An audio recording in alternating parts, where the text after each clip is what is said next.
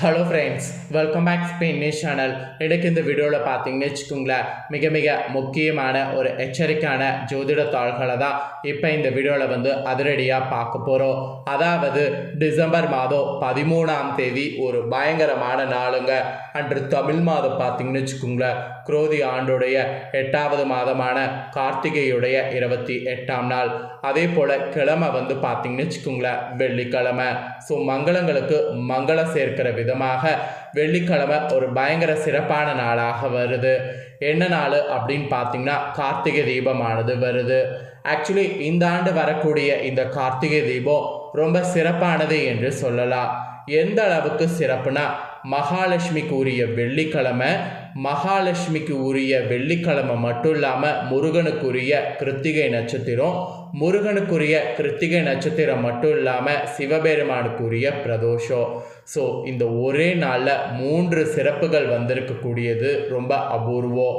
இந்த அபூர்வமாக இந்த ஆண்டு கார்த்திகை தீபமானது வந்திருக்கு. அதனால் இந்த கார்த்திகை தீபம் ஒரு பயங்கரமான கார்த்திகை தீபமாக சொல்லப்படுது. இந்த கார்த்திகை தீபத்தில் ஆக்சுவலி எந்தெந்த இடத்துல தீபம் ஏற்றணும், இந்த கார்த்திகை தீபத்தில் திருவண்ணாமலையில் தீப தரிசனம் பண்ணால் எந்த அளவுக்கு புண்ணியம், இந்த கார்த்திகை தீபத்தில் ஒரு சில ராசிக்காரங்களுக்கு அதிர்ஷ்டம் வந்திருக்கு, அது எந்த ராசிக்கு, அதெல்லாம் ஆல்ரெடி வீடியோ போட்டிருக்கேன். இந்த கான்செப்டில் 3 வீடியோ போட்டிருக்கேன். ஸோ பார்க்காதவங்க செக் பண்ணி பாருங்கள். இல்லைனா வீடியோவோட லிங்க் இந்த வீடியோவில் கொடுக்குறோம், வேணுங்கிறவங்க செக் பண்ணி பாருங்கள். இப்போ நான் இந்த வீடியோவில் என்ன சொல்ல போகிறேன் அப்படின்னு பார்த்தீங்கன்னா, இந்த கார்த்திகை தீபம் வரக்கூடிய நாள் அன்னைக்கு கோவிலுக்கு இந்த ஒரு பொருளை தானம் கொடுத்தா நல்லது என்று சொல்லப்பட்டிருக்கு. ஸோ கார்த்திகை தீபத்தன்று கோவிலுக்கு செய்ய வேண்டிய அந்த ஒரு தானத்தை தான் இப்போ நான் இந்த வீடியோவில் ஷேர் பண்ண போகிறேன். ஸோ அது என்ன தானம், அதை செய்கிறது எந்த அளவுக்கு நல்லது அப்படிங்கிறத அனைவரும் இந்த வீடியோவில் தெரிஞ்சுக்குங்க.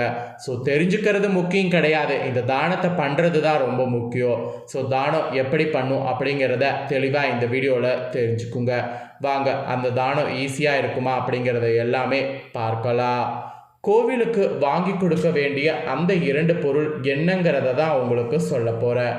ஸோ கோவிலுக்கு இந்த கார்த்திகை தீபத்தன்று இந்த 2 பொருட்களை நீங்கள் கொடுத்தீங்கன்னா கோடான கோடி புண்ணியம் கிடைக்கும். இது புராணங்கள்லே பார்த்தீங்கன்னு வச்சுக்கோங்களேன் சொல்லப்பட்டிருக்கு. நாம் இந்த பொருட்கள் வாங்கி கொடுக்கறதுக்கு முன்பு நம்மளுடைய புராணம் சொல்லக்கூடிய ஒரு சின்ன கதை ஒன்று இருக்குது. அந்த சின்ன கதையை உங்களுக்கு சொல்கிறேன், அதை முதல்ல தெரிஞ்சுக்குங்க. இது நமக்கு இந்த தீப திருநாளில் மனநிறைவை கொடுக்கக்கூடிய ஆன்மீக சார்ந்த கதை. அதனால் இந்த கதையை முதல்ல தெரிஞ்சுக்குங்க. அதுக்கப்புறம் அது என்ன பொருளுங்கிறத சொல்கிறேன், நோட் பண்ணிக்கோங்க. ஒரு மகா பாவி, ரொம்ப ரொம்ப கெட்டவன். இந்த உலகத்தின் மனிதர்களாக பிறந்தவர்கள் செய்யவே கூடாத பாவத்தை எல்லாம் இவன் செய்துவிட்டான். ஊரே இவனை தூற்றி பேசுகிறது. தாய் தந்தையால் இவனை வீட்டில் வைத்து கொள்ளவே முடியவில்லை. ஊரில் இருப்பவங்க இவனை ஊரை விட்டு தள்ளி வைக்க முடிவு செய்துட்டாங்க. அவ்வளவு மகா பாவியான ஒருவன் ஊரிலிருந்து விலக்கி வைக்கப்படுறான். இது உண்மையாலுமே ஒரு நடந்த விஷயம். அதை தான் நான் உங்களுக்கு இந்த கதையில் சொல்லிகிட்ருக்கேன். இந்த மாதிரி விலக்கி வைத்ததுக்கு பின்னாடி அந்த பாவி என்ன பண்ணாங்கிறத சொல்கிறேன். அதாவது இவன் ஊருக்குள் வரக்கூடாது என்று ஊர் பெரியவர்கள்லாம் சேர்த்து முடிவு செய்து விட்டாங்க. இவனுக்கு என்னென்னலாம் இன்னும் டார்ச்சர் கொடுக்குறாங்கன்னா, சாப்பாடு தண்ணீர் எதுவுமே கொடுக்கக்கூடாது என்று அந்த ஊரில் பெரியவர்கள்லாம் தீர்மானித்து விட்டுட்டாங்க. ராஜாவுடைய கட்டளை என்று கூட வைத்து கொள்ளலாம்.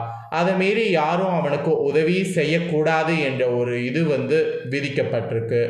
இப்படி தனியாக ஊரை விட்டு ஒதுக்கி விட்டவனுக்கு ஒரு நாள் சாப்பிடாமல் இருக்க முடியும், 2 நாள் சாப்பிடாமல் இருக்க முடியும், 3ஆம் நாள் முடியுமா? உயிர் வாழ சாப்பாடு முக்கியம் தானே. இவன் சாப்பாடு தேடி அந்த ஊருக்கு வெளியே அலையிறான். அப்போது ஒரு சிவன் கோவிலில் சிவபெருமானுக்கு பூஜைகள் நடைபெற்று கொண்டிருக்கு. பூஜைகள் அந்த கோவிலில் சிவனுக்கு நடைபெற்றுருக்கு. அந்த பூஜைக்கு நெய்வேத்தியம் எல்லாம் பெருமாளுக்கு படைத்துவிட்டு பூஜையெல்லாம் முடிந்ததுக்கு பின்னாடி பக்தர்கள் வெளியே இருப்பாங்கள்ல, அப்போதெல்லாம் இறைவனை நாம் தீப ஒளியில் தானே காண வேண்டும். மின் விளக்குகள் எல்லாம் அப்போ கிடையாதுல. அப்போது அந்த கெட்டவன் திருட்டுத்தனமாக அந்த ஈசனுடைய ஆலயத்துக்குள் நுழைகிறான். அதாவது நல்லா நோட் பண்ணிக்கோங்க. இப்படி ஒரு பாவிக்கு சாப்பாடு போடக்கூடாதுன்னு சொன்னதுக்கு பின்னாடி யாரும் போடல. அதனால் அவனே சோறு தேடி அலைஞ்சிருக்கான். அப்படி அலைஞ்சிட்டு இருக்கும்போது ரொம்ப நேரத்துக்கு அப்புறம் ஒரு கோவிலில் பூஜை நடந்துட்டு இருக்கிறத பார்த்துருக்கான். பூஜையின் போது அங்கெல்லாம் வந்து மின் விளக்கு இல்லை அந்த காலத்தில். அப்போ தீப ஒளியில் தானே இருக்கும். அந்த தீப ஒளியில் கொஞ்சம் இருட்டு இருக்கும்ல, அந்த இருட்டில் வந்து உள்ளே நுழைஞ்சிருக்கான். அதாவது ஆலயத்துக்குள்ளே போய் சாப்பிட்லாம் அப்படின்ட்டு நுழைஞ்சிட்டான். சிவபெருமானுக்கு நைவேத்தியமாக வைத்திருக்கக்கூடிய பக்ஷணங்களை எல்லாம் எடுக்க செல்றான். அப்போது சிவபெருமானுக்கு பக்கத்தில் ஏற்றி வைத்திருக்கக்கூடிய விளக்கு திரி எரிந்து எரிந்து உள்ளே போகிறது. வெளிச்சம் வந்து குறைகிறது. முழு இருட்டாக மாறக்கூடிய சமயம் வந்தது. ஆக்சுவலி இன்னொரு ரிஸ்க்கும் இவனுக்கு இருந்தது. முழுசாக இருட்டாயிடுச்சுன்னா வெளிச்சம் இல்லை என்றால் பலகாரங்களையும் ஒரு வகையில் திருட முடியாது அப்படிங்கிற மாதிரி அவன் யோசிச்சிருக்கான். பலகாரங்களை திருட வேண்டும், அட் த சேம் டைம் மாட்டக்கூடாது அப்படிங்கிறதுக்காக அவன் இருட்டில் இருந்த இடத்துல வந்து அவனுடைய வேட்டியை எடுத்து அதை கிழித்து அந்த வேட்டியை திரியாக மாற்றி அந்த எண்ணெயில் நனைத்து தீபத்தை ஏற்றி ஒளியை வர வைத்து விட்டு அந்த இடத்துல இருந்த பட்சணைகளை எல்லாம் எடுத்துக்கொண்டு ஓடுகிறான். அந்த பாவி அவன் சாமி கும்பிடவும் இல்லை, சிவபெருமானை பார்க்கவும் இல்லை. திருடன் ஓடுவதை மக்கள் பார்த்து விட்டுட்டாங்க. அவனை துன்புறுத்தி அடித்ததில் அவனுக்கு மரணமும் நேர்ந்தது. இவனுடைய ஆத்மா மேலோகத்தை அடைந்தது. இவன் செய்த பாவத்திற்கு இவன் நிச்சயம் நரகத்திற்கு தான் போக வேண்டும், நரகத்திற்கு செல்ல போகிறான் அப்படிங்கிற மாதிரிலாம் எல்லாரும் பேசிக்கிட்டு சென்றுட்டாங்க. ஆனால் இவன் மேலோகத்தில் என்ன நடந்ததுன்னா, சிவனுடைய பூதகணங்கள் வந்து இவனை சிவபெருமான் அழைப்பதாக கூறி அந்த இடத்துக்கு கூட்டிகிட்டு போயிருக்காங்க. இவனும் சிவலோகத்தை சென்றடைந்திருக்கிறான். சிவபெருமானை பார்த்து அந்த கெட்டவன் கேட்கிறான், நான் செய்த தவறுக்கு எனக்கு நரகம்தானே கிடைக்கும் என்பது நன்றாக தெரியும். ஆனால் எனக்கு எப்படி சிவலோகத்தில் இடம் கிடைக்கும்? நான் பாவிதானே, என்னை எதற்காக இங்கு அழைத்து வந்தீர்கள் என்று கேட்டிருக்கிறான். அதற்கு சிவபெருமான் சொல்கிறார், நீ கெட்டவன்தான், ஆனால் தெரிந்தோ தெரியாமலையோ என்னுடைய ஆலயத்தில் அணைய இருந்த விளக்க உன் துணியை கிழித்து போட்டு ஏற்றி என்னுடைய ஆலயத்திற்கு வெளிச்சத்தை பிரகாசத்தை கொடுத்ததால் உன்னுடைய பாவ கணக்குகள் அழைக்கப்பட்டது, புண்ணிய கணக்குகள் கூடிவிட்டது. நீ இருக்க வேண்டிய இடம் நரகம் அல்ல, சிவலோகம்தான் என்று முக்தி கொடுத்து சிவபெருமான் அந்த கெட்டவனை சிவலோகத்திலேயே வைத்து கொண்டார். இப்போ உங்களுக்கு புரிந்ததா?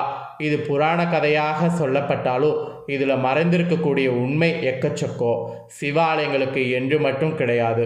உங்கள் வீட்டில் அருகில் எந்த கோவில் இருந்தாலும், விஷ்ணு கோவில் இருந்தாலும், பிள்ளையார் கோவில் இருந்தாலும், அம்மன் கோவில் இருந்தாலும் சரி, அந்த கோவிலுக்கு இந்த திருக்கார்த்திகை தீபத்தன்று உங்கள் கையால் வெறும் ஒரு விளக்கு ஏற்றுவதற்கு நல்லது அவ்வளோ நடக்கும். உங்கள் கையால் விளக்கு ஏற்றுவதற்கு உங்களால் முடிந்த நல்லெண்ணையும் விளக்கு திரையும் வாங்கி கொடுங்க.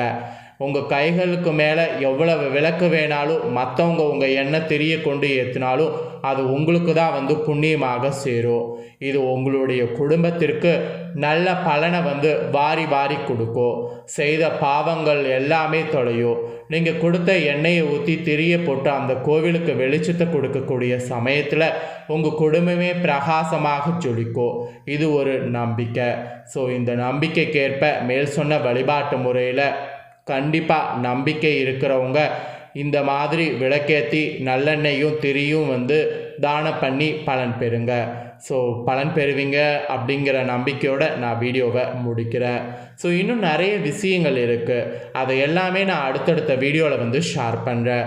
இந்த கார்த்திகை தீபத்தில் என்ன நெய்வேத்தியம் படைக்கணும், கார்த்திகை தீபத்தில் சிவபெருமான் அதாவது திருவண்ணாமலையில் கோயிலில் எப்படி தீபம் ஏற்றப்படும், அதை எல்லாமே நான் உங்களுக்கு அடுத்தடுத்து வரக்கூடிய வீடியோவில் ஷேர் பண்ணுறேன்.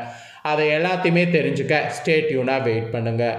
இந்த வீடியோவில் இந்த கார்த்திகை தீபத்தில் நாம் அந்த எண்ணெயும் திரியும் கொடுக்கணும், அதை தானம் கொடுக்கறது எந்த அளவுக்கு சிறப்புங்கிற புராண கதையை நீங்கள் தெரிஞ்சுக்கணுங்கிறதுனால தான் ஃபஸ்ட்டு கதையை உங்களுக்கு எக்ஸ்பிளைன் பண்ணேன். ஸோ கதையை ஃபுல்லாக இந்த வீடியோவில் வந்து தெரிஞ்சிருப்பீங்க. ஸோ அந்த கதையில் தெரிஞ்சுக்கிட்டதுக்கேற்ப எவ்வளோ பாவம் பண்ணியிருந்தாலும் அவனுக்கு ஒரு விளக்கேற்றுறதுனால புண்ணியம் கிடைச்சது போல் நமக்கும் இந்த கார்த்திகை தீபத்தில் விளக்கேற்றினா பாவ விமோசனம் நீங்கி புண்ணியம் கிடைக்கும். ஸோ மறக்காமல் இதை செய்து பயன்பெறுங்க. இதை நீங்கள் தெரிஞ்சு பயனடைகிறது போல் உங்கள் ஃப்ரெண்ட்ஸ் ஃபேமிலியில் இருக்கிறவங்களும் தெரிஞ்சு அவங்களும் பயனடையணும்னு நினச்சிங்கன்னா வீடியோ லைக் பண்ணி ஷேர் பண்ணுங்கள். உங்கள் ஃப்ரெண்ட்ஸ் ஃபேமிலியில் இருக்கிறவங்களும் வீடியோ பார்க்கட்டும்.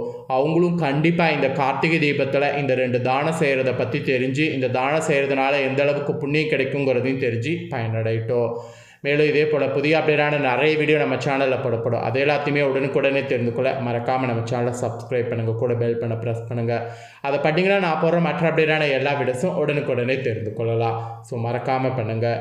உங்களுக்கு வேறு ஏதாவது கார்த்திகை தீபத்தில் டவுட் இருந்தாலும் கீழே கமெண்டில் கேளுங்க. கண்டிப்பாக உங்களோட கமெண்ட்களுக்கு நான் வீடியோ ஷேர் பண்ணுறேன். அதாவது உங்கள் கமெண்ட்களுக்கு என்ன பதிலோ அதை நான் ஷேர் பண்ணுறேன். கண்டிப்பாக உங்களுக்கான டவுட் இருந்ததுன்னா கமெண்ட் பண்ணுங்கள். நன்றி, வணக்கம்.